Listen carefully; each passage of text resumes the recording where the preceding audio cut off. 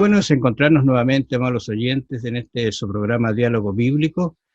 Estamos estudiando aquí el origen y la naturaleza de la Biblia y hemos ido conversando acerca de varios temas ya. Me acompaña en esta oportunidad el pastor Joel Sandoval. Bienvenido, pastor. Muchas gracias, un cariñoso saludo, queridos amigos. Y gracias por participar con nosotros en este programa. Quizá usted se ha dado cuenta que lo estamos haciendo de una forma diferente, cada uno en su casa, por decirlo así. Así lo han mandado las autoridades, pero estamos cumpliendo de llevar adelante este programa de diálogo bíblico. En esta oportunidad vamos a conversar acerca del paralelismo entre Cristo y la Escritura. Es un tema bastante bueno considerarlo y analizarlo y hacerlo propio, ¿no es cierto? ¿Qué paralelismo existe entre Cristo y la Escritura? Bueno, lo primero es dejar en claro que es un paralelismo, ¿no? Exactamente. No tiene nada que ver con algo ontológico. Lo ontológico hace alusión a la esencia de Dios, ¿no? Sino que es un paralelo de, por ejemplo, de cómo trabaja Dios hacia el ser humano, cómo lo alcanza, cómo este Dios trascendente, omnipotente, es capaz de ser un Dios inmanente, es decir, que desciende, que viene, que interactúa con el ser humano. Y no solamente interactúa, sino que es parte también del ser humano. El Evangelio según San Juan, el capítulo 1, el verso 1 en adelante, dice: en el principio era el verbo, y el verbo era con Dios, y el verbo era Dios. Este era en el principio con Dios. Todas las cosas por él fueron hechas, y sin él nada de lo que ha sido hecho fue hecho. Tal vez la pregunta, hermano Raúl, es, Juan, cuando habla del verbo, está hablando de alguien que estaba con Dios, que era Dios, y más aún, que todas las cosas por él fueron hechas. ¿A quién se está refiriendo? ¿O por qué directamente no dice si es Jesús? ¿Por qué ocupa la palabra verbo, ¿no? Interesante ahí cómo nos plantea este desafío el Evangelio San Juan.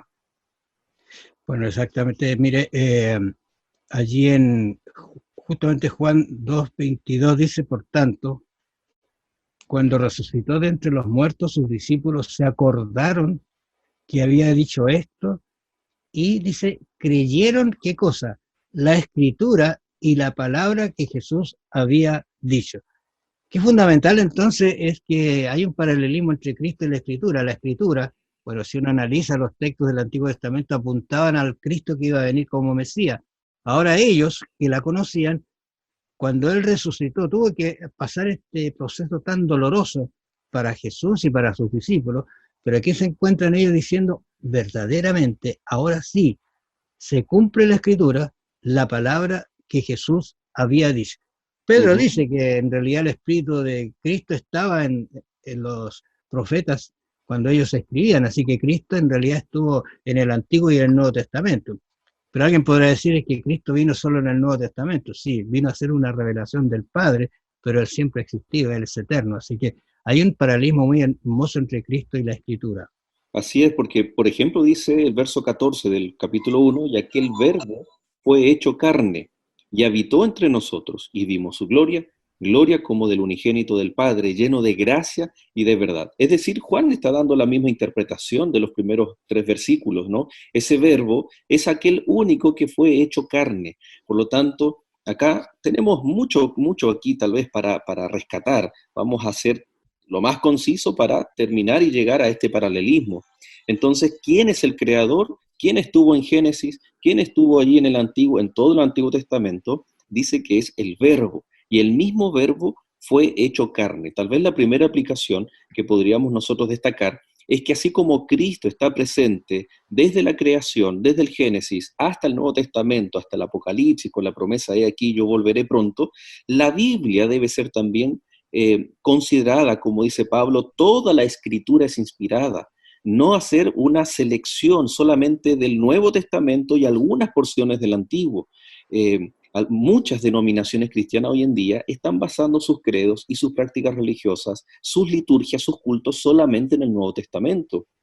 Existe por allí, que para algunos puede ser muy práctico, ¿no? Este libro pequeñito, azul, conocido como el Nuevo Testamento, pero cuidado, puede ser algo que nos limite porque aquí vemos que si la Biblia dice que Cristo estaba presente desde el Génesis hasta el Apocalipsis, el paralelo entonces es que la Biblia está vigente y es inspirada toda la escritura desde el Génesis hasta el Apocalipsis. Pastor, pensando en lo que usted dice allí, ¿cómo entenderíamos Apocalipsis, que es el Nuevo Testamento, sin haber estudiado Daniel, por ejemplo, que es del Antiguo Testamento? Exacto. O sea, sería bien complejo, no podríamos, por ejemplo, estoy pensando en el libro de Hebreos, ¿cómo lo entenderíamos? Sin el Si Pentateuco. sacamos allí todo lo que el Antiguo Testamento dice del santuario, no lo estudiamos, ¿cómo entendemos entonces ese sumo sacerdote? Estoy pensando aquí en San Juan 8:31, mire, dice, dijo entonces Jesús a los judíos que habían creído en él, si vosotros permaneciereis en mi palabra, seréis verdaderamente mis discípulos. Y el 32 dice, y conoceréis la verdad, y la verdad os hará libre. Yo creo que usted ha predicado muchas veces de este versículo, pero que es un versículo realmente maravilloso.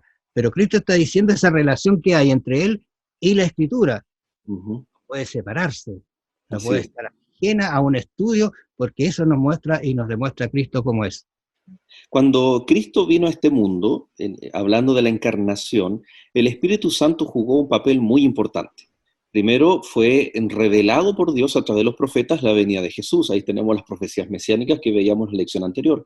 Pero fue ante María que en el proceso humano, ¿no? Porque va donde María, la concepción virginal, toda esta revelación, el Espíritu Santo el que está trabajando en la encarnación de Cristo Jesús. Luego, cuando Jesús nace, el Espíritu Santo lo guía. Dice, ¿no? El texto en Mateo dice, fue guiado, llevado por el Espíritu al desierto.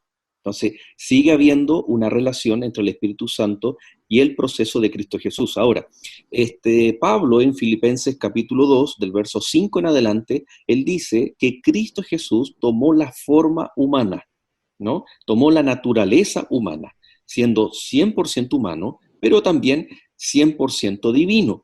No significa, muchas veces queremos creer de que Jesús tuvo que vaciarse para poder, es como un vaso, ¿no? Un vaso lleno, cuando muchas veces si le queremos echar la mitad de un nuevo elemento, tenemos que vaciarlo para la mitad. No, Jesús no dejó nada en el cielo, no se vació, siendo Dios, sí inhibió muchas cosas. Su gloria, por ejemplo, ¿no?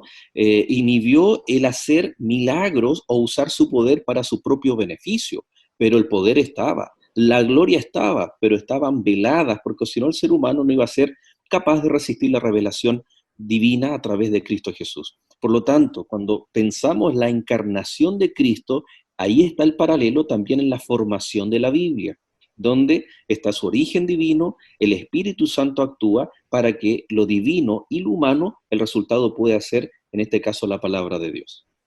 Pensando en el ejemplo que puso, la Escritura también fue inspirada por el Espíritu Santo. O sea, el Espíritu Santo estuvo detrás de ello, como estuvo también con la Virgen María. Así es. Ahora, 17 Juan, qué lindo es, santifícalos en tu verdad, tu palabra es verdad. La verdad es que nosotros conocemos que la verdad es Cristo, pero dice santifícalos en tu verdad. O sea, hay un proceso que puede llegar a nosotros a hacernos tan cercanos a Dios cuando tenemos la palabra de Dios escrita en nuestros corazones y diariamente, ¿no es cierto? Y esa primera hora la leemos, la estudiamos y conversamos con Dios por ello. Bueno, a los oyentes les agradecemos su atención. Vamos a encontrarnos mañana. Bendiciones. Muchas gracias. Será hasta el próximo capítulo.